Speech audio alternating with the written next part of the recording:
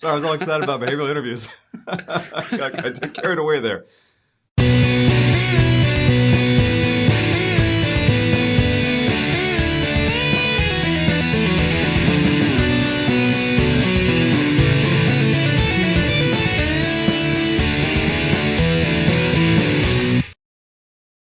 Okay, Austen, we're going to talk about behavioural interviews today. What is your input on behavioural interviews? Why are you interested in them? Yeah, that's good. I love people, John. I think that's really what life is about. I think when I was in my late 20s, realized that, technology is great, love technology, love building things, love making the lights flash. But really, at the end of the day, at the end of my life, what do people talk about at the end of their lives? They talk about relationships. They don't talk about, I wish I'd mastered this API. I wish I had gotten this promotion. I wish I had gone to this particular place. There's a lot of things in life to invest in, and those are good things. But relationships are what last. The relationships are what really matter. And then behavioral interviews are the time in the hiring process when you get a chance to assess someone as a person, and you get a chance to assess how they're going to interact inside of your organization. And as I was transitioning from being an engineer to being a manager, because I love people, I think that I naturally gravitated towards behavioral interviews as a thing that's just really interesting. I got a chance to do probably like 1,000 behavioral interviews when I was at Meta. And I got to meet 1,000 great people and talk to them about their careers and what motivated them and what excited them about this project and how they navigated this interesting situation or that interesting situation. And I think I learned a ton from them. Like I learned a lot about how I should do my job better by listening to them talk about their job. So that's how I got excited about behavioral interviews. It's just because I'm excited about people. So that almost makes it sound like behavioural interviews are something that you really enjoy doing and you learn a lot from. Oh, and totally. I know it's much deeper than that. We've talked more on this, but what does the organisation get out of the behavioural interview? Not just what does Austen get, but what does the organisation get out of it? Sorry, I was all excited about behavioral interviews. I got carried away there. Yeah, no. That's cool. If you think about taking a hiring process all the way back down to fundamentals, and if you're designing a hiring process, what do you want to do? You want to understand in the most efficient way possible. I'm talking to this candidate. How will this candidate perform once I get them inside of my organization? And there's many aspects of that to an engineer. And if we just spend a little bit of time thinking as engineers, what do we do in our job? There's many different parts. And so far, most companies have broken this down into 3 big buckets. So they've broken it down into some kind of coding or hard skill technical bucket. Then they've broken down into some sort of planning, designing, we call it system design, right? Some sort of thinking about how the different pieces fit together. And then, but then that's not it, right? That's not the only things that we do as engineers. We interact with people. We resolve conflicts, right? We have to respond to feedback that's given to us. We have to lead others. We need to think about what's happening in the project and decide on the next steps. So if you just assessed those technical or system design aspects, that's not going to be enough for a hiring manager and organization to understand, will this candidate perform well in my organization? So they add this behavioral interview. And the behavioral interview, if when done correctly, is really about this idea that past performance is not a predictor of future results for your stockbroker, but it is a predictor of future results in people. So how you have performed in the past is a predictor of how you will perform in the future. And a behavioral interview, a well-conducted behavioral interview, is one in which we understand how the candidates have performed in their job, various challenges and various situations in the past. And then the hiring manager or the interview process is projecting that into the future and trying to understand how will this candidate perform in our team and in our company once we hire them. And using those signals, that's a way in which the behavioral interviewer can understand if the candidate will be successful. Okay, so past performance is a predictor of future performance. What allowance do you make in that for people changing, people growing? I love this question. Yeah, I do believe people can change. I believe that people tend to change over long periods of time. And I think that's also true in my life. I think it's in the character changes that I've made and the significant alterations I've been able to do to how my career has progressed and how my personal life has progressed has been small, consistent changes applied over time. And I think that that's the case I believe that's the case for most people. Radical change from someone who doesn't resolve conflicts well, doesn't lead others well, to suddenly becoming someone who is great at interacting with others, that can happen, and I believe that can happen. But I also believe that typically takes time. And some organizations are willing to invest in that time. Some organizations aren't. And I think this is what a behavioral interview and a candidate hiring process needs to decide. What kind of candidate are we looking for? And then at what time scale are we willing to allow for weaknesses? And a lot of this, when it comes down to a hiring process, is all about the person's level. So if I'm bringing in someone as a junior engineer, I understand that this person's conflict resolution skills, this person's ability to handle ambiguity, this person's ability to communicate, probably this person's even this person's ability to be empathetic towards others is likely not as developed as it could be. And so when I'm assessing them relative to the level at which I'm proposing to hire them.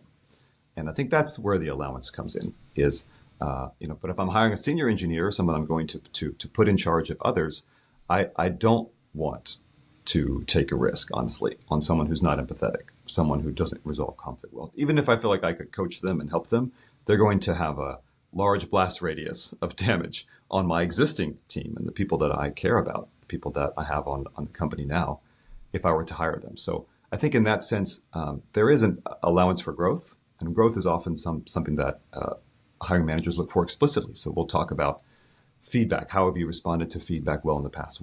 How aware are you of your weaknesses? And I think this is where individual roles or individual interviewers might approach things differently. Personally, when I interviewed folks, I was trying to understand the amount of self-awareness. I think if someone's self-aware of the challenges that they go through, then I think that person is pretty close to making any needed changes and being able to respond. I think someone who's not self-aware, who can't list their weaknesses, who can't admit failures, that person is could be a dangerous person to bring into your organization. Yeah, I see what you're saying there. So I think if I was to play some of that back, I might say that when you're very new to your career, you haven't had time to form those habits. So you've got time to form, learn, and ingrain the good habits.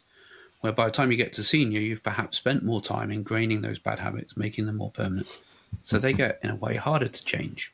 And I think, in a way, as much as we call them soft skills, they are really hard skills to learn. Much harder to learn and practice than, say, coding. Because if we jump into software, you can open a book, you can learn the syntax of a language, and you can start laying code in it fairly quickly. And you can repeat. And every time you write this function and you get it to do 2 + 2, it's going to give you the answer 4. Those people skills are far more complex because there's a person at the other end. Their behavior is going to change, isn't it? They're having a good day. They're having a bad day. They're up at some early hour in the morning like you are now, Austin. They might be pre-coffee or, they might be getting towards the end of their week and tired like I am. All those things can make it change and make every single situation difficult. And I think it requires far more experience to get used to handling them. Yeah, God forbid they're pre-coffee. I definitely had my coffee this morning. So I think that, we're going into sort of philosophical territory now, which is good, I think, which is one of the reasons why I love behavioral interviews. I would say that who someone is on the outside is really a reflection of who they are on the inside. What your beliefs are, what you've internalized, what the experiences are that you've had in your life is what makes you who you are. And it's what directs your actions as you engage with others. And I think that's the reason, that's what you're getting at when you say it can be challenging hard to change these soft skills. And it's because it requires you to change who you are. So if you are, you can learn all the conflict resolution techniques. You can read a bunch of blog articles about it or read some books, and that's helpful. Those are good tactics. But at the strategic level, if you don't care deeply about people, if you don't understand, you can't put yourself in their shoes. You can't be empathetic. If you don't believe in win-win situations or win-win resolutions, it's going to be really difficult to be effective in a large organization or even a medium-sized organization to resolve conflict. So I think those internal beliefs are what you have to change if you want to change your external behaviors. And changing internal beliefs, I think we all know that can be a challenge, right? Changing what we believe about ourselves, changing what we believe about others. And a lot of that has to do with the experiences that we've had in life. And sometimes those experiences happen really young, and then we have to spend time unlearning those things. And that can take time. Yes, absolutely. And I think the other thing that you mentioned there, you can know all about all the techniques for conflict resolution, but there's things that you can't just read a book and do. You actually need to have gone and practiced them and done them. And they're not things that I don't know of many places where you get a comprehensive training course. Well, they'll take you into conflict resolution and give you a realistic scenario and let you practice it. I mean, maybe hostage negotiators get that, but certainly as a software engineering manager, I've never seen that. Conflict resolution's been, here's a page. When you give someone a pip and they're a bit upset, do these 3 things. Moving on. And it's been a 15, 20-minute conversation in a mix of other management skills. And you've not practiced it. And you've got to learn by doing with these things. It's like swimming. You can't read a book on swimming, jump in the ocean and swim. It's not going to be a fun experience, and you're going to make a mess of it a lot of the time. Cool. So bringing us back to behavioural interviews before we disappear in philosophy and philosophical discussions, what are the signals that you're looking for in a behavioural interview? Yeah, so this is a really good question. So when you start to think about, again, going back to our hiring process from the fundamentals, if a hiring manager deeply understands what it takes to be successful on their team, then they can identify those signal areas and then ask questions that are related to those things. So what are some of those things? And I think that they fit into roughly, I don't know, it's like 8 or 10 buckets or so. And different companies, they emphasize different things, and we could talk about that. But these are things like initiative, right? Ability to take on, be active and proactive in an organization. Somebody who can handle ambiguity, somebody who, given some instructions that are not very clear, or given instructions that don't have all the different pieces, how can you make progress? How can you get what you need in order to go? Perseverance, right? If you're overcoming challenges. Conflict resolution, we talked a lot about that one already. I think someone who responds well to feedback. In any organization, we want people who are growing, people who are giving feedback to others in effective ways and then taking feedback for themselves. Someone who can lead others well, someone who understands what it's like to give instructions and knows how to delegate to others. It's more of a senior trait, obviously. Empathy, we talked about that one and the importance of that.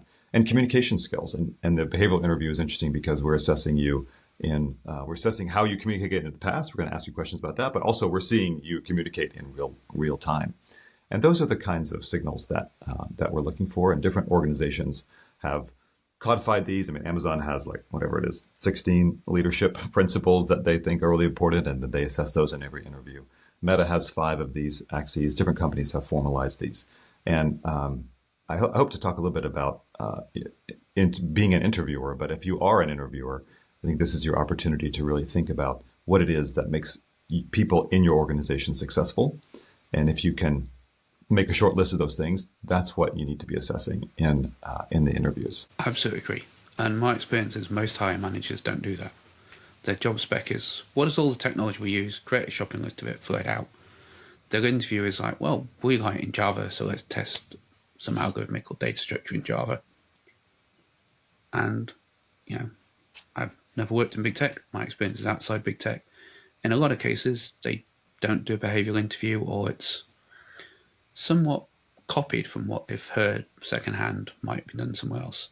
So they'll ask some of these questions of, how do you handle ambiguity? But they haven't thought of how they get a signal from that. So let's take that question. How do you handle ambiguity? What does a good answer look like? What's the signal that you're looking through there? What's a bad answer? And can we maybe pin it to, what's a junior, what's a senior, what's a staff, and what would be a senior manager? Yeah, right. Really good question. So let's first talk a little bit about what you said at the very end, which is what are different levels? What do we expect from different levels? So I'll give you what a typical FAANG interview or FAANG career structure might be like. And I think that there are a lot of parallels between this and other organizations. So at the junior level, at the level of someone just graduated from college, we expect this person to handle tasks. So the manager gives them a task, they do the task, they come back, and the manager gives them another task. And then this mid-level engineer at the next level is operating more at the feature scope. Feature has many subtasks. There you're expected to break down that feature. And this is where we get our first glimpse into ambiguity. So the mid-level engineer, there's some ambiguity as to what are the tasks that are required in order to break this feature down and execute it. But I expect you as that mid-level person to be able to break down that feature into their subtasks and execute them independently. And then at that senior level, that next level, we're operating on projects. They might be, multiple months long projects. There might also be other people involved. And a project has many features, and you might delegate some of those features to other mid-level engineers or junior engineers. And the ability to break down that project into its subsequent features to get the right ones, and then coach the mid-level and junior engineers as they break those features down into tasks and execute on them is what we're looking for a senior engineer. And again, the level of ambiguity has now increased. And in general, ambiguity increases as compensation increases. So the CEO of a large organization has a very ambiguous job. They can do many, many different things with the 100,000 people that work for them and the billions of dollars that they have at their disposal. And the reason that they're highly compensated and a lot of it's expected of them is because of the level of ambiguity that they're operating at. So just come back to my little ladder: tasks, features, projects, and then goals. So that staff level person, the person who's the equivalent with the manager in a sense, the person who has whole team responsibility, is thinking about goals for this team. What should the goals be for the period of time that we're operating at, with quarters or halves or years or whatever? And then how do we get those goals broken down into projects, and then delegating those projects to the senior engineers? So I think that coming back to your question, what does a good answer look like? Well, a good answer looks like you telling a story about how you took a project or a task of the scope that is required of the job. So if the job is for a position as a senior engineer, then there needs to be at project scope. The story that you tell me needs to be at project scope. If it's for a junior engineer, then I expect that task description and that response about that ambiguous thing to be task at the task level, or pushing the feature level, right? That's an ideal answer. It's like, I see you reaching for the next level, and maybe you were successful, maybe in some ways, and maybe you made some mistakes, and that's really common for that person who's reaching for that next level. So getting down to going even deeper, what is a good response? Well, if you've chosen a task or a story that fits with the scope that you're being hired for, then I want to see how you address that ambiguity. And I think this is where a lot of people fail. They'll just say things like, I got this feature, I broke it down, and then I built it. And they kind of yada over the most interesting part of the description of the story, which is, okay, how did you break it down? How did you think about it? Did you talk to anyone else? Did you make a list? Did you use the task system that was available to you? And I think that those kinds of signals, those kinds of actions, are the kinds of repeatable actions that we're looking for as a hiring manager. So you're never going to, as a hiring manager, I know you're never going to build the thing that you built in the past. So if you ever built some payment system for this company, you're never going to do that again. And I'm not hiring you to do that thing again. What I want to assess is, what repeatable actions did you undertake when you were taking on that project that I could then see you doing once you get onto my team. So those repeatable actions for the ambiguity questions are more about how you broke down the ambiguity, how you resolved whatever was unclear to you at the beginning of the project. So as a hiring manager wanting to use a behavioural interview for this and asking about ambiguity, you should be looking and assessing the candidate based on what level of scope they talked about, whether it's task, feature, project, or goals and initiatives.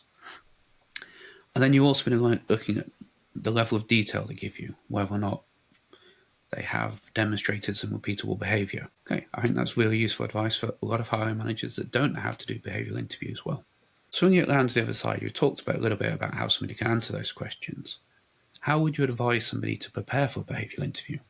Yeah, that's. I'm going to answer this question in two different parts, because I think there could be some of your audience that have a behavioral interview in the next week or something, and they're really trying to get ready. Okay, what do I do? So I'm going to answer that one first, just to give people some action items they can take away. And then I think I'm going to give the answer secondly as someone who has more time to prepare and who can think a little bit more deeply. And I think that this first person should return to the second track when they get a chance.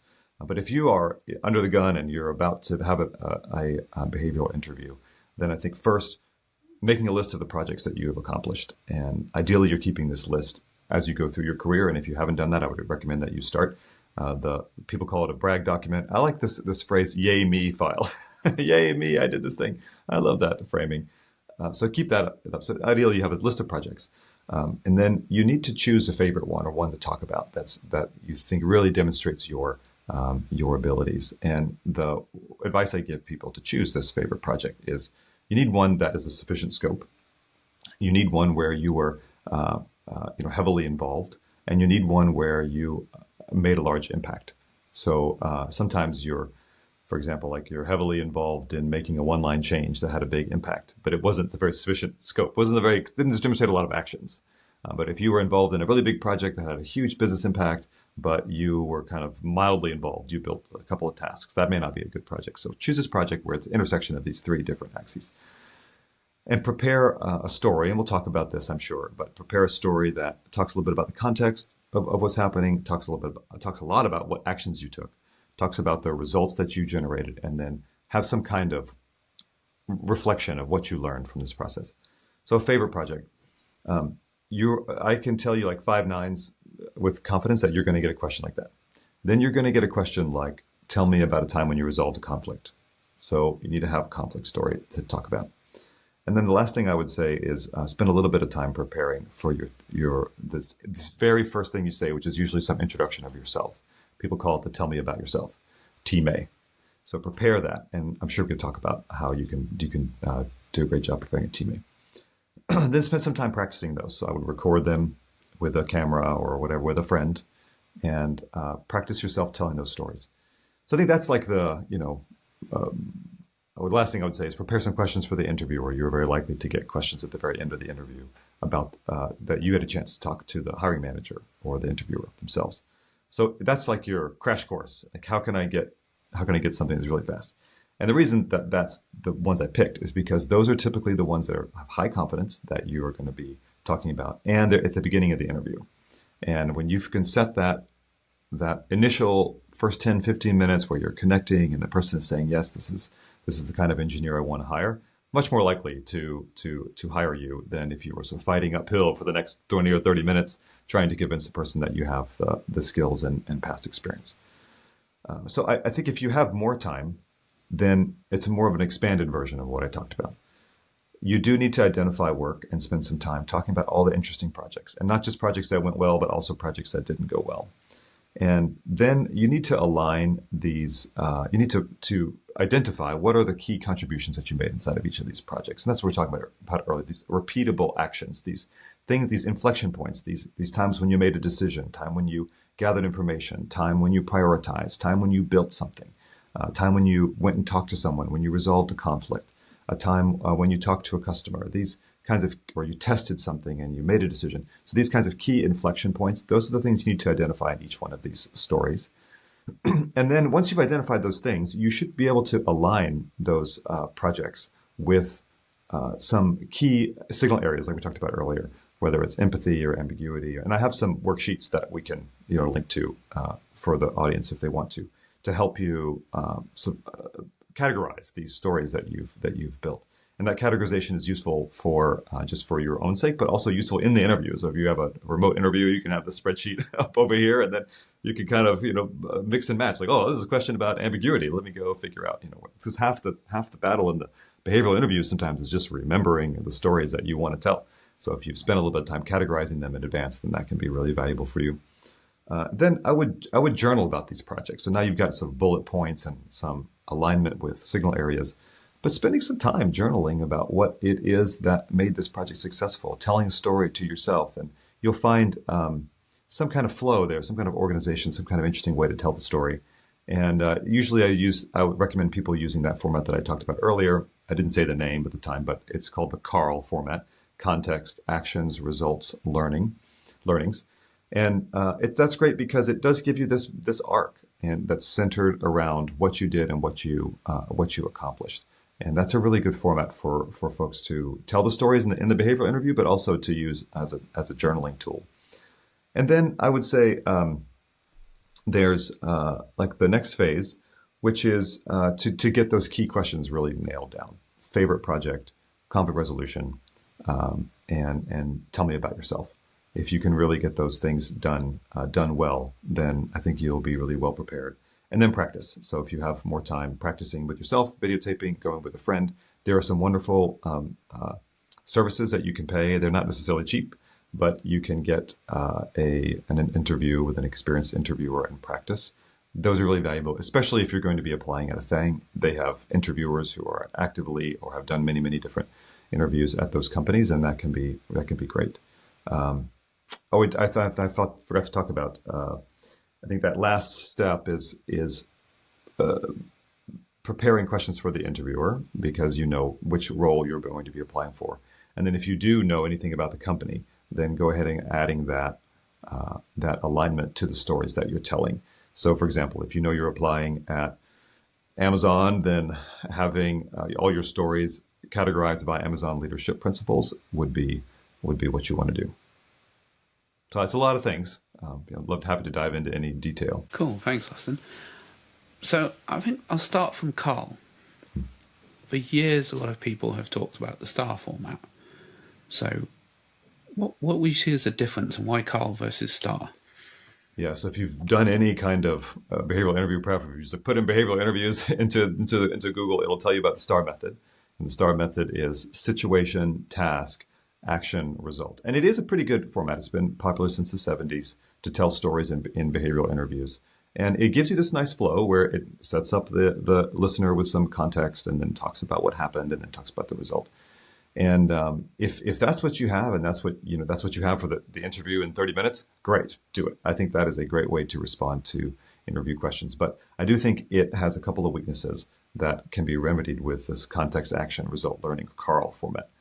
And one of them is because the difference between situation and task is kind of ambiguous, especially as you get more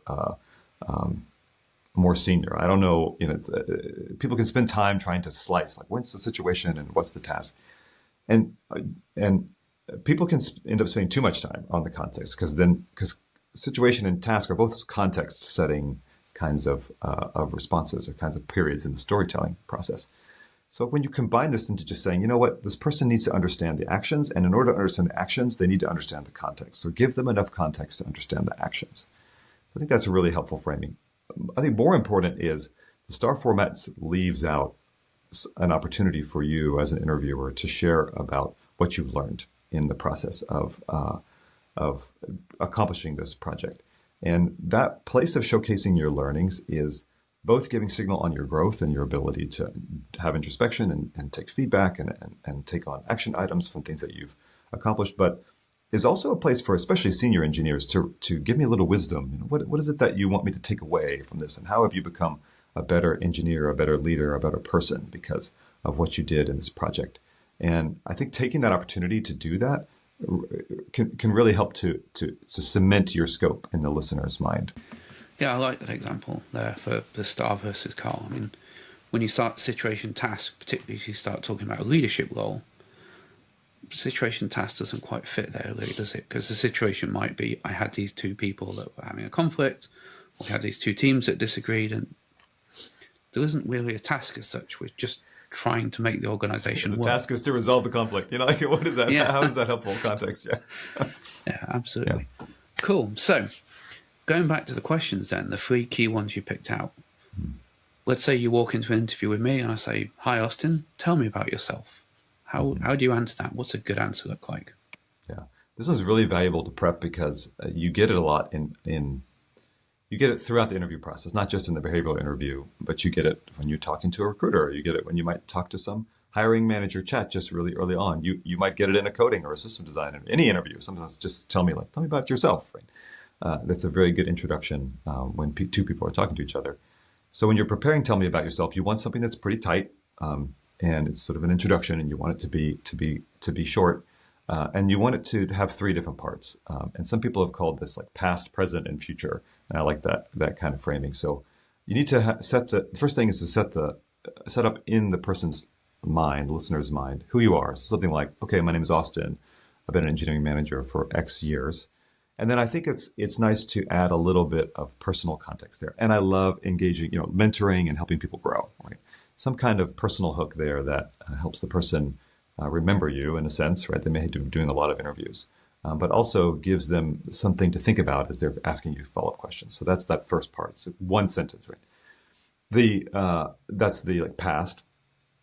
The present framing can be something that is a big accomplishment that you have done recently, ideally recently. And this is something like, in my current team, I've had an opportunity to build this project, is produce this business result, something like that. And this is kind of like, how many, can I put some feathers in my hat as I'm talking about myself? And oftentimes these are the kinds of projects that you want to follow up with later, and you want to get a chance to tell later. So seeding those projects into the listener's mind is really good. And I think that I just want to emphasize that the key part here is not to describe the project in detail, but to give a quick understanding of what the project is. Sometimes it can be useful, especially for like mid-career engineers or junior engineers, to talk about the tech stack that they were working on. So I built this project, in Java, and then it brought about this business result. So that's the part that most people fail to include. This is the same kind of advice you get on resumes when you're asked to add, okay, what was the performance impact, or like what was the revenue impact, or what was the engagement impact for this project that you worked on. So having that really helps to, one, set the scope of which you're operating, like how much impact can you have in an organization, and two, I think it grounds your work in business value, or grounds your work in the real world. And a hiring manager is hiring you not to just code and use technology. They're hiring you to bring about some change in the real world, and they want to see that you connect those two things. So the last thing is this future, and this is probably what most people leave out. Honestly, they sort of talk about themselves. They say something about themselves. They may have said what they've done or what teams they've been on, and then they kind of peter out, and they're like, they don't really know how to end. And a really strong way to end and kind of hit the ping pong ball back to the interviewer is to talk a little bit about what they want to get out of the role, or why the role is interesting to them, or where they're going in their career. And what that is, I think, is less important than it's true, for one thing. That it talks a little bit about you. It helps to set up the listener to understand what you want to get out of your life, what you want to get out of your career, and that it fits with the role. So if I'm applying to a full stack role, and then I tell you that I really want to be, I'm really interested in back end optimization, and I really want to have a position that's like these things don't fit together, right? So the future-looking thing should fit with the role that you're being hired for. Okay, cool. Oh, so tell me about yourself. Do you want to do favorite project? Is that what I did want to come on to favorite project, and I was going to admit before I ask you about this that this is one that I have messed up myself, and I see a lot of people mess up. So maybe we take it too literally. Somebody says, "Tell me about your favorite project." It's like, well, this was a cool project. Right. Go off into the detail, but it might be a project that was something we did as a personal project. Might be a project we did in 20% time, or whatever the equivalent is, or it might be a project that we did in between consultancy roles, and it doesn't demonstrate the things that we should from this. So first off, let's correct people. It doesn't have to be your favorite project. That's not what's being asked, is it? It's tell me about a project that you have something, and we want to phrase that how to give them the best answer, Austin. Yeah, totally. So I think that this question could be asked, tell me about your favorite project. Could be, tell me about a project that was impactful. Tell me about something big that you shipped, right? So this question could fit in many different forms. That's one thing to say. And then what you're getting at is actually a superpower of a behavioral interview candidate, which is to pause for a moment after you've received a question and then try to understand, what is this person really asking me? And I think that this skill will pay huge dividends during a behavioral interview. And so, for example, this one, they're not actually asking you like, what is your favorite thing? What are you interested in? That's probably not what they're trying to get at. They're trying to get at, do you have the right scope, and have you delivered the right impact for the role that I'm hiring you for? And so if you align on that and you say, this is what you're looking for, then you will go back and do what I said earlier, which is you will pick a project which is at the intersection of something you were deeply involved in, something that was large scope, and something that had large business impact. And the reason that you pick that is because those are the projects that typically demonstrate the most and the deepest actions, which are repeatable at the level at which you're trying to be hired at. So this is where you demonstrate the most disambiguation, the most conflict resolution, the most proactivity, the most communication skills, right? The most empathy, all those things. So this favorite project is an opportunity really for you to shine. You don't get that many opportunities sometimes in behavioral interviews to kind of talk to me about whatever you want. But just tell me about yourself and tell me about favorite project. They're very open-ended questions, and you can take the interview wherever you want to take them. And this is your opportunity to showcase the thing that you've done. So it's okay for this particular response to be kind of long. Usually this is an early question, so the behavioral interviewer is willing to listen to you for some long period of time. And if you're organized, and we'll talk about that in a second, then it could be 7-10 minutes. There have been some very senior engineers I've sat in interviews with, and it's been like a 20-minute. Basically, we just asked this question, and we dove into different little parts of it, and they told me this big long story, and it was really fascinating. And I think that if you do well and if you communicate well, this can be a sizable part of the interview. So let's talk about what that means. So I think we talked about context, actions, result, learnings, this Carl format. And I think for favorite project or any time when you're telling a longer story, it can be helpful to set up the context. That's good. But then think about what are the primary buckets of actions, right? In this 6-month project, a 3-month project, you had more than one decision. You had more than one conflict. You had more than one opportunity to be proactive. And so if you bucket your actions into subparts, right? So verticals, you can call them, or sections of the conversation, then that can go over really well with the listener. So you might say something like, give some context. Oh, hey, I was at this bank. I was working on this authentication refactor, something like that. I'll give a little context as to why you want to do this. Oh, there were a lot of errors in the existing code base, and we wanted to add these additional features or additional single sign-on or something support, and we couldn't do that with the existing code base, so we had to refactor it. And in this project, there were 3 or 4 interesting parts that I got to contribute for. First was the design phase. Then I had a chance to execute and solve some really interesting technical problems. Then there was this really complex testing phase. And then we had this follow-up part where we had to listen to users and make some significant changes. So already I've outlined where I'm going to go, give me some breadcrumbs in terms of what's going to happen. And then I dive into each one of those. And there's like a mini Carl story for each one of these sections. So for this design phase, we talked about, okay, this is the setup of the team. There were this many engineers I was talking with, or this is what the code base was like. And then I took these actions. I collected the existing feature list into a document, and then I proposed 3 different architectures, and then I sent that out to the team. We had some asynchronous communication. Then we had a meeting, and we talked about this. We had built this. We needed to build 3 different prototypes to understand what the right choice was, right? And then at the end, we chose, this is the result part, at the end we chose blah because of these trade-offs, right? And then you talk about some learnings that you had. And I think it was really great to give an opportunity for have all the people on the team to reflect on the architecture, not just the most senior people. So it was great to have a chance to send that out even to the junior engineers and have them take a look at it. So then you move on to the next part. And I think it's really valuable to organize these responses into these sections because it's kind of like slides in a talk. Sometimes you might not know what level of detail to provide, and that's a frequent question I get in behavioral interviews. When do I stop talking? Maybe I'm rambling on, But when you organize it in these different buckets, then there's a natural kind of like next slide. So maybe people have gone to sleep on your previous slide in your presentation, but then when you hit next slide, they're like, okay, I'm going to listen, pay attention to what you're saying again. So when you say something like, okay, and then the second part was, what was the second part? This hard build that I had and difficult technical solutions. Then they start to perk up and they might listen to you again. So this kind of structure is both helpful in terms of communicating the actions that you have done in this project, but also good at sort of keeping you focused and keeping the interviewer engaged in the response. And then following up with that big result, okay, at the end of the project, we shipped this authentication service and we had these business results and we were able to add these additional features and it didn't take very long because we did the refactor.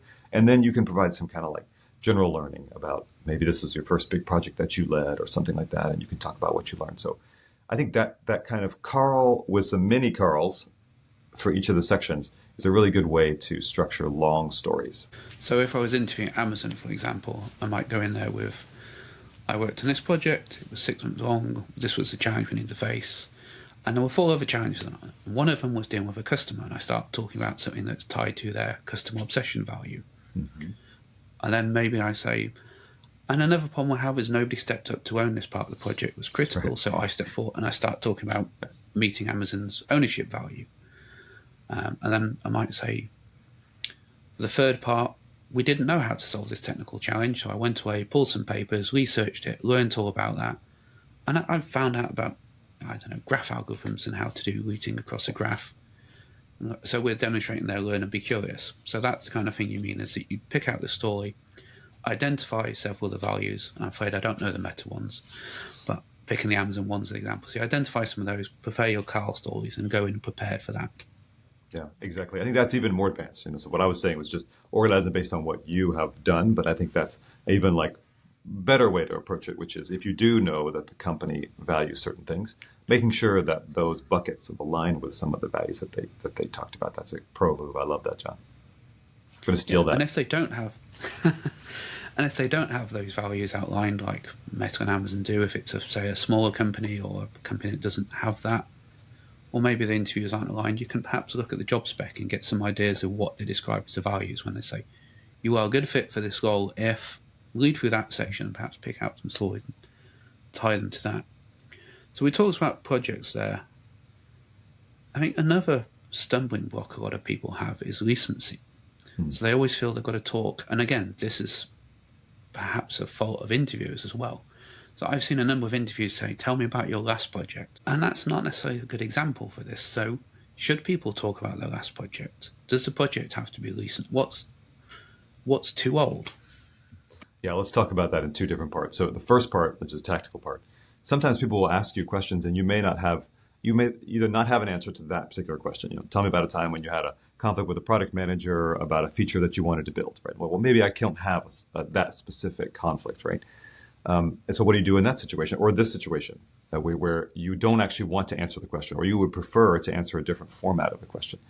And I think that you should feel free as an interviewer to guide, or as a candidate to guide the conversation towards where you think the interviewer will find your most valuable actions and your most valuable contributions. So for the first one, let's say you don't have a conflict story about a product manager. Then you say, well, I don't have a conflict story about a product manager, but I do have one about how I had a conflict with my manager. Let me tell you that story. So again, we talked earlier about the ability for a candidate to align the question that was asked with the signal that the interviewer is trying to acquire, and then you go and give an answer which gives them that signal. So that's the first thing. And then let's talk a little bit more about this specific question. Yeah. Sorry, Austin, I hate to interrupt, but can I pull something out I think is really important for people there? Just ask you another question. What is the goal when you're trying to interview somebody there? Are you trying to rule them in or rule them out? Because I think that's a key thing that a lot of people miss. So apologies for interruption, but I think there's a highlight. Well, I think this depends on the interviewer, honestly. So I think if you're a good interviewer, you are trying to assess whether or not this candidate has repeatable actions, has the traits that will make this candidate successful in your team. That is a good interviewer. I do not think all interviewers are good interviewers. And I think that there are many interviewers that are simply looking for mistakes, looking for reasons not to hire people. They might be insecure or arrogant themselves, and maybe those things are the same thing. I don't know.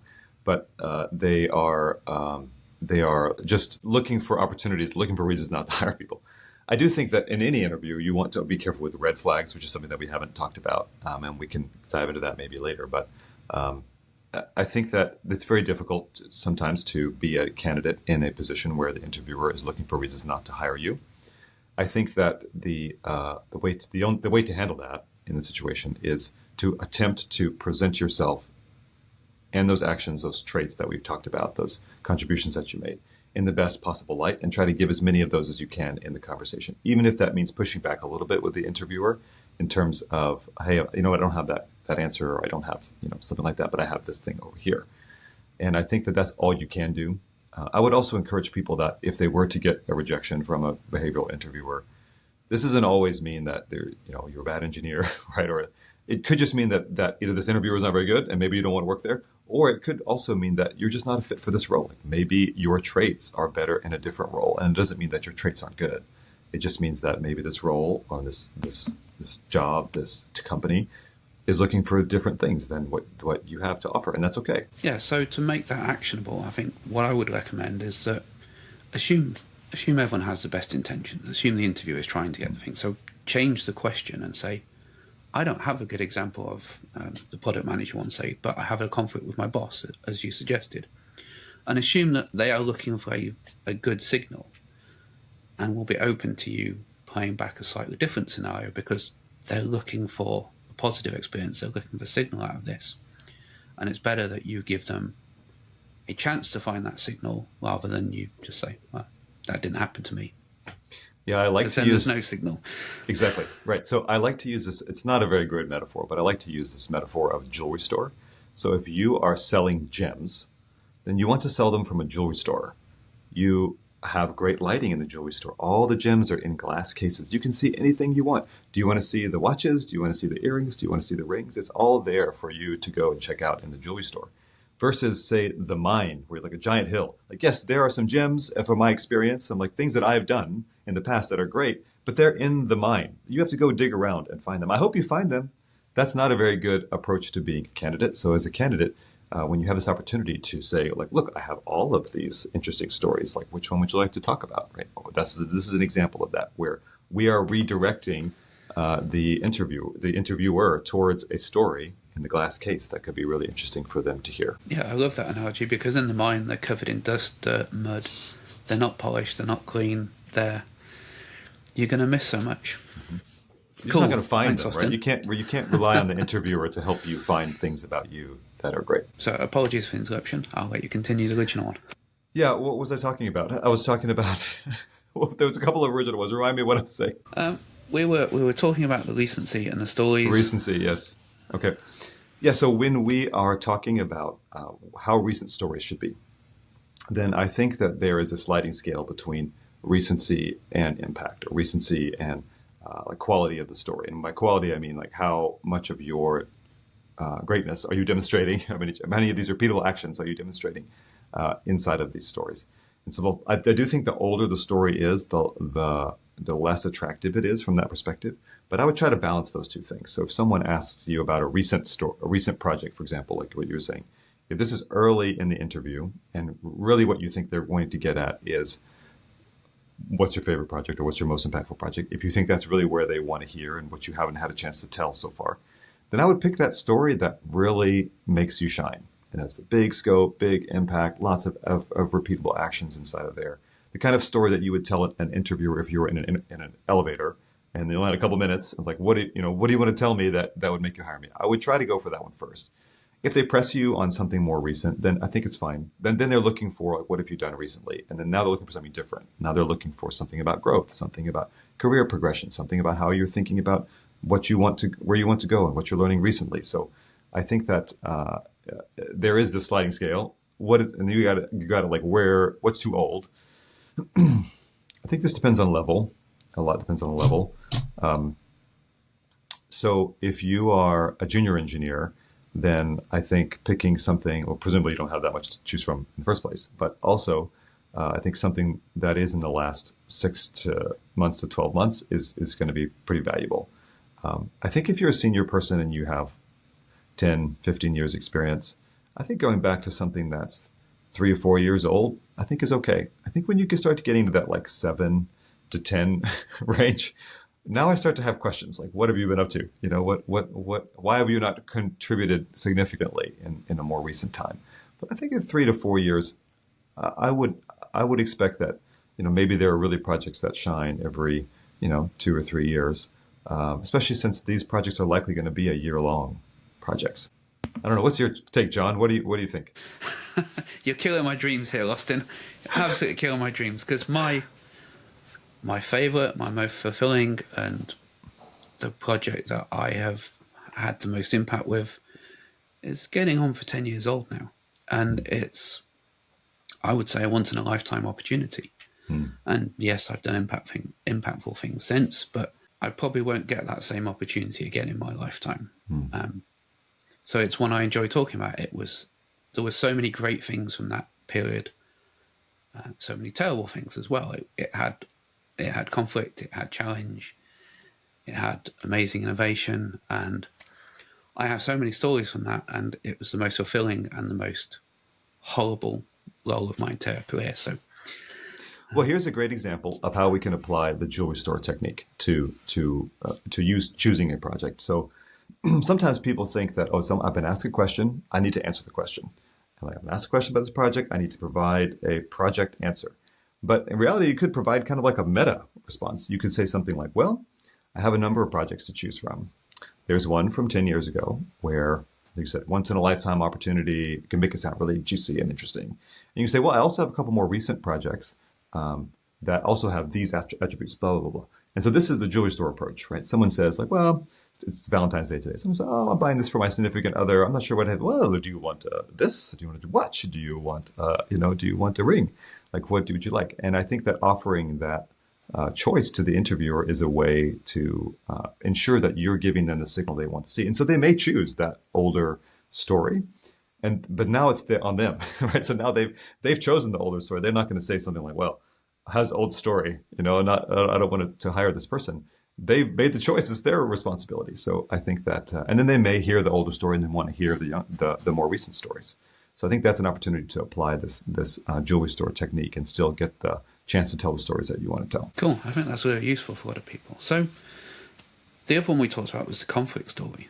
How do you approach that? What's a good example of that? Because a lot of people, and maybe this is just from my experience interviewing primarily British people in our culture, quite often don't want to talk about conflict. Do I want to admit that I had a conflict with somebody? Do I want to say that how much do I disclose? So there can be that kind of awkwardness, and maybe, we disagreed about where to go to coffee, because they don't want to admit to a conflict. Yeah. Yeah. So they're trying to answer the question, but not make it sound too bad, because a conflict might be bad. So how do you handle that? What level of depth do you think people have in conflict? How extreme can the conflict be? And what would be a good example of a good conflict to choose, a bad conflict, and how to handle it, or how you handled it? This, like you point out, this one is very culturally dependent. So I will answer from my perspective, which is an American who lives in Silicon Valley, and I think there is this ethos of like, well, we're just gonna hash it out, have this problem, and we're gonna work it through. That's like that's the ethos that exists here.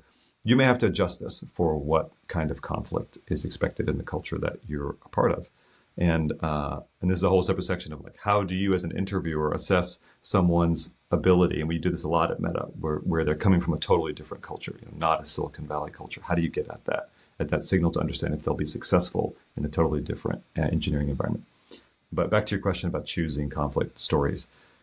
You want to choose a conflict of significant scope. You want to choose one that has a significant impact. So, for example, where to go to coffee, not super like business, doesn't have a lot of business value attached to that. So you want to pick one where the stakes are high. Ideally, you want to pick one where you were right. So I think you can tell a story if you're a good storyteller, especially if you're someone senior, especially if you demonstrated really good conflict resolution skills, which we'll come to in a moment, if you were wrong. But ideally, you were right in the story, because I think it makes it sound better. And then one where you demonstrated conflict resolution skills. So what are conflict resolution skills? Those are actions that you take along the way of resolving the conflict. So things like I brought data, things like we had meetings, things like I had conversations, things like I was empathetic, things like I may have looped in this person or that person at the right time. Things like the follow-up was good, so I had a good relationship with the person afterwards. So those kinds of actions are the ones you want to choose. Let's get to this other question, like so what is that? Like, what does that conflict look like? So sometimes people think that I'm asking for some kind of emotional fight experience, right? Where there was a lot of emotions. That's not necessarily, that can be the case. Sometimes that happens. And then if you tell that story, then now you're telling me that you can persevere through difficulties and you can work with difficult coworkers, and that's a valuable signal. But that's not always the conflicts that exist. Sometimes conflicts are simply disagreements, like, oh, I want to use this framework, someone else wants to use that framework. What are we going to do, right? It's not a heated conversation. You don't dislike the person, they don't dislike you. But there was some kind of decision-making process that needed to take place, and you were a part of that decision-making process. And so that's the kind of stories I'm looking for. When you're telling these stories, this is where actually I want a higher level of detail than I want for other stories.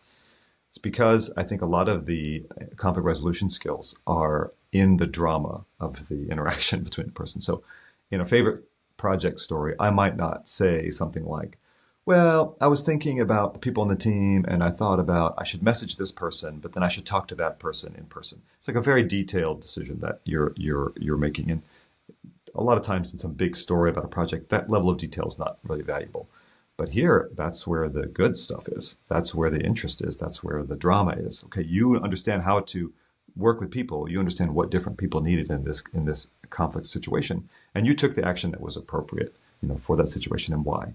So giving a little bit of soap opera kind of back and forth is really valuable for the conflict story. Oh, and I'll say one more thing, which is sometimes people have a hard time fitting this into a star or Carl format, especially the result part. Like, what is the result of the conflict? And oftentimes, what I get from mentees or from candidates is simply like, and yes, we decided on using framework Y for XYZ reasons. And okay, that's good. That's part of the result. But really, what I want to know is the result of the conflict resolution skills. So, what's the state of the relationship after you resolve this conflict? So, yes, we got to this result, but if they never wanted to work with you again, that's not exactly demonstrating great conflict resolution skills. So include in that result the people parts, right? What's the state of the relationship afterwards? Yeah, absolutely. As you like, so many people miss that. We'll get to, we did X, but there's nothing about, well, how was that relationship? Are you still talking? Are you still friends? Could you work together again, or will you never be in the same room again afterwards? and that's so important, isn't it? Because we're going to do another project. We're going to tackle the next issue. We're going to have to get together and share knowledge again, and we're going to collaborate as a team again. Yeah. Cool. So I was going to ask you about what's an insightful question to ask an interviewer? Yeah, a lot of times people will spend time prepping for behavioral interviews. They'll go online, they'll answer a bunch of questions, but then they get this one and they don't know what to do. So, and I when I was at Meta, I would put some stock into what questions people would ask me. I think let's get some like poor questions that frequently I would hear things like, "Tell me about a day in the life of an engineer." Like, it's pretty, it's like I would go to some meetings, we look at some tasks, write some code, write some tests, just kind of like go to lunch. Like, it looks kind of like any other part. That's not very insightful. I think that what I want to see from a candidate is that they have given some thought to what the position is, what the company is, maybe who I am, especially if I'm the actual hiring manager that is going to be supporting this candidate. And so good questions are things that are acquiring real signal on whether or not it is a good fit for the candidate. So things like, tell me about recent challenges that the team has experienced and how you resolved them. That could be kind of like more of a strategy question. This could be especially useful for interviewing at a startup where you're not really sure if the company has the right business model or whatnot. You could talk a little bit more about what is expected on the team. So how have you, what have you seen that's been successful in the engineers that you have supported? What's the key traits in the first 6 months of an engineer on your team? You could assess the manager themselves. That can be valuable. This is a little dangerous territory, right? When you are turning the tables, it depends. I think this works better for senior engineers. I think or works better if you're competent in that you're right for the job. I think it could turn around into a reverse interview where you say things like, well, tell me about a time when you coached a candidate at my level or an engineer at my level and coached them to the next level. Like, how did that work? And that's a good way to get really good signal on whether or not the manager is a good manager. I think this kind of depends. You may have to assess the person's personality, the interviewer's personality, before you ask a question like that. But if you get the sense that they are an empathetic and a high quality manager, they'll probably respond well to that. They want to be challenged. They want to have somebody who is challenging them. So those are kinds of good questions that are assessing in a deep and insightful way whether or not you as a candidate are right for the position or right for that manager. I've had some interesting experiences there because every interview I've done in the last 20 years, I've looked at the hiring manager on LinkedIn. I've read their profile in detail, and I've come prepared to ask them questions about their role, their past experience, or things that they've posted on LinkedIn. And the majority of them have been utterly surprised that I know that stuff. And several of them have been completely unable to answer questions about things that they have on their LinkedIn profile. So it's been a real eye-opener when I've asked those questions. Yeah. Yeah, I think then you have an interesting choice as a candidate, and it just sort of depends on where you are in your career and what you need. Maybe you take the job because you need to take the job. Maybe that tells you something about the manager. It tells you something about the company that you're working at. Maybe that's not the company for you. In several cases, it's been the reason why I've walked away and ended the interview at that point and said, thank you, but I don't think there's a mutual fit here. Mm-hmm. So it's been quite eye-opening. pivoting slightly now. All over social media, you'll see everybody talk about preparing for DSA style interviews, preparing for system design interviews, and you'll see many people say that those interviews are a bit of a waste of time because people are obsessed with DSA. And honestly, as a software engineer of nearly 30 years, I haven't spent very long actually inventing algorithms because they're in the standard library, they're in the tool sets we use, and most of the time using the right one from the toolkit is better than inventing a new one. However, for people like me, when I've been at small businesses or smaller enterprises, just a few billion, not quite big tech size, we don't have the problem that big tech does. We're scraping for candidates or lucky to have 10 candidate CVs to choose between. You're not facing that in big tech. You may have, I think somebody told me the other day, 18,000 for a single role. So you need a filter. So these things exist as a filter. But there's also this industry that's sprung up around telling people how to pass the DSA style interview, how to pass system design interviews. And there seems to be a lot less emphasis on behavioural interviews. So how important are the three in perspective? How much does the behavioural interview drive somebody's leveling decision in big tech? Yeah. Well, great. Multi-part question. So first, let me say that I think that there is it makes sense that there's some more focus on DSA style interview prep. I'll say that because oftentimes the first experience that, especially at a big tech company, the first interview is like a phone screen where you're solving a problem. So if you don't even get past that part, then you can't even prepare for the system design and you can't prepare for the behavioral. So I think that that's one reason why that has become such a focus for people on social media or people in the industry. The other reason is because, and I don't think this is necessarily a good one, is because it's easy to know if you are right. So in a coding interview, you can put the code in the computer, especially with LeetCode. You can then determine, okay, yes, I did the problem correct, and that's great. In any kind of preparation experience, when you have a feedback loop where you know you're doing the right thing, I think that is that's one reason why it's so popular and why there's so much focus on it, is because it is in a sense like easier to prepare for, right, or a more direct path to preparing for. System design is getting there, I think, with Alex Shue's book published in 2020 about system design interviews, where he's collected his like Byte Go system design approaches and system design examples.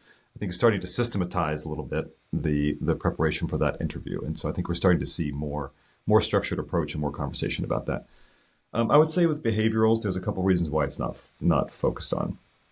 And I think that those are, and I also think that that's changing, and that's bad. Like, it's bad that we don't focus on it. So I highly recommend people. One is because it is hard to know if you got it right. So if you're telling a story about yourself, did you tell a good story? I don't know. Did you tell it correctly? Like, most people don't know. Most people have not been a manager before, and so they don't even know what a hiring manager is thinking about. Whereas they might have designed some systems, like seen some systems and understand kind of how some technical trade-offs, how that works. And they've definitely seen the computer execute code correctly and execute code incorrectly. So I think that this ambiguity level of what is a good response is another reason why people have had a hard time putting energy into preparing. To your question about how much they matter a lot. They matter a lot, especially when you get to senior levels. The way that a hiring manager is assessing your level is by understanding what you've done in the past. They're also understanding your ability to describe complex systems in the system design interview in particular. Coding is not usually a place where we are assessing level. Honestly, the people who would prepare or who would perform the best on coding interviews would normally be interns and people who are junior engineers. They just got out of school. They spent a lot of time preparing for this DSA. The senior engineers would sometimes actually perform the worst at coding interviews. But we would look to the system design interview and look to their behavioral. And then especially at super senior levels, so like the difference between a senior engineer and staff, or the difference between a staff and a principal, that is not typically in a system design interview. Maybe for some specialists it is, but a lot of times the designing a search engine, maybe they communicate a little better, maybe they got to the quote unquote right answer a little bit better, maybe they had some better trade-offs to talk through and more interesting experience to bring in that conversation at the system design level.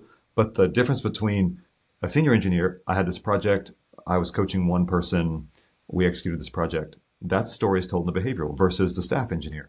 I was responsible for this multi-year goal for 10 different people on the team. I brought this person and coached them up from a junior all the way through a senior engineer, right? So that stories are just vastly different, and there's no way to get that level of scope in the other two interviews. So behavioral interviews for sure would be where we would look as a hiring committee chair, someone who would review packets at Meta and decide on hiring them and decide on their level. We would often look to the behavioral interview as that differentiator.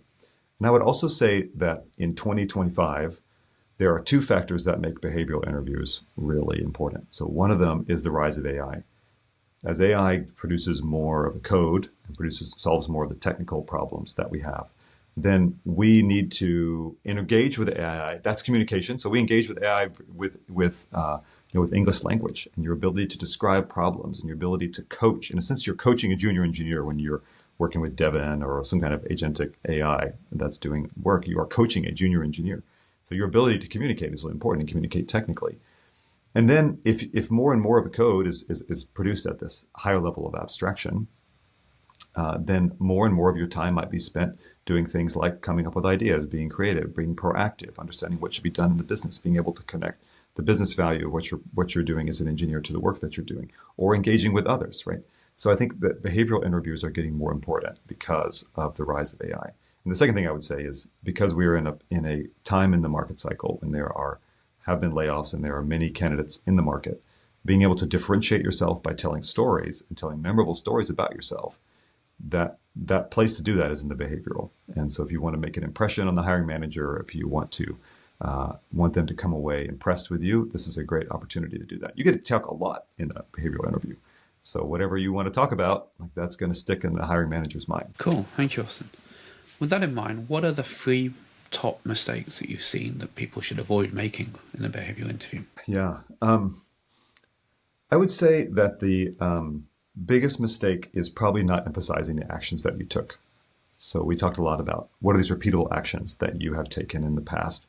And so especially for mid-level engineers, they tend to describe the context, they describe the results, but then they skip over this, how did they get there? And oftentimes they don't really know. They don't always know, haven't spent enough time doing introspection to understand what made this project successful. Was it that I considered data when I made the architectural choice? Was it that I built this prototype? Was it that I ran the tests, A/B tests in a certain way? And so emphasizing the actions, I think, is number one thing. I would say that picking the wrong project, we talked a lot about that. So if you are given this open-ended question about favorite project or most impactful project, and then you spend a lot of time talking about something that is not representative of your scope, representative of the level of the job that you're applying for, that's burning through a lot of clock time and not giving the interviewer the signal that they want to see. I think this other thing of not being able to, which we've talked about already, not being able to identify the underlying signal that is being acquired in the question, and then being able to adapt the response is one that is really common. So if you just, you can say things like, I don't have a story for that, right? Versus saying something like, well, I don't have that story, but I have this story, right? And then I would say that variations of what I said earlier, which is this first impression, what you say in that first few minutes, how you present yourself and you tell me about yourself, and then that first favorite project thing. If you're setting the stage and really building that rapport and establishing yourself as someone who will be successful in that first 5 to 10 minutes, that's a huge opportunity and a big missed one. I think a lot of hiring managers probably making that decision about hiring you in that first 10 minutes. Cool. Thank you very much, Austen. I think there's been a lot of really useful information there that will help a lot of people. I think we could talk for hours more and mine a lot more information from there and pull a lot more of those stories out of your mind and find a lot of value for people. But I'm sure you don't have time for me to sit and do that for the next 3 hours. So as we can't do that, how can people find you and how can you help them? What can you do for them? How should they reach out? Yeah, you can reach out to me by following my Substack. I have a newsletter which is focused on behavioral interviews. And every week you'll get some reflection on how to better structure your stories or how to better choose stories or what interviewers are looking for, even how to be a better interview. So a lot of value getting out of the Substack. I have a LinkedIn. I also have a small YouTube channel if you want to go check it out, all about behavioral interviews. So follow me there. Perfect. Awesome. Good. Thank you very much, Austen. Thanks, John. It's fun times.